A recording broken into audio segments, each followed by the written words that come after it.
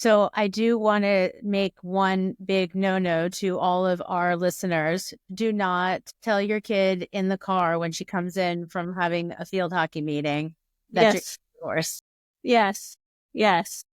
I coach a lot of parents, and I also have friends, that have getting divorced. And I do hear lots of different stories on how people communicate with their children.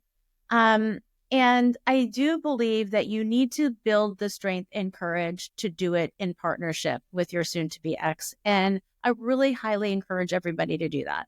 I have heard individuals say that they have individually had conversations with their children and they didn't come forward as in a unified front to deliver the message that had been thought through, written out, because kids not only need to know when you're telling them that you're getting divorced, but they need to know, at least for the immediate future, what does that mean for them? So the communication is, your mother and I, your father and I have decided, and it's been a very tough decision, that we are going to get divorced.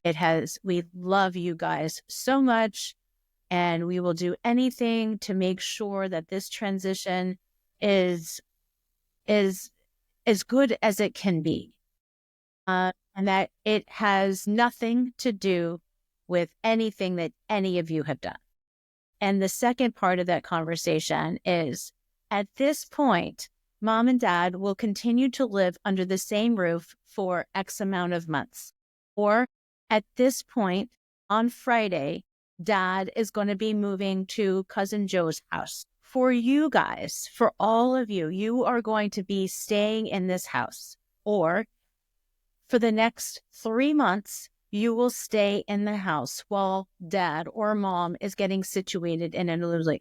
You need to have a very clear and concise plan before you communicate it to the kids. It doesn't need to be the custody, and parenting plan that's going to go into your divorce agreement.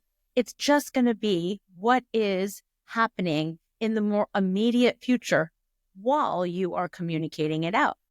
And how you can lean on a nanny is that if there is a separate household, stay consistent with your childcare. So let's talk about that, because I talk a lot in a lot of my coaching and in my course about creating social stories for younger kids, meaning that even having it drawn out, little stick figures or on a blackboard, this is where you're going this week, and being able to show the kids very visibly what the plan is. And if Brynn, as their babysitter that they've had all their lives and they're so connected to, is going to move back and forth with them to these homes, it creates stability. So let's talk a little bit more about, how you train your nannies, how you talk about consistency, even if it is not the nanny moving back and forth between homes, but maybe you're just in one home, and what you have been doing well in training your nannies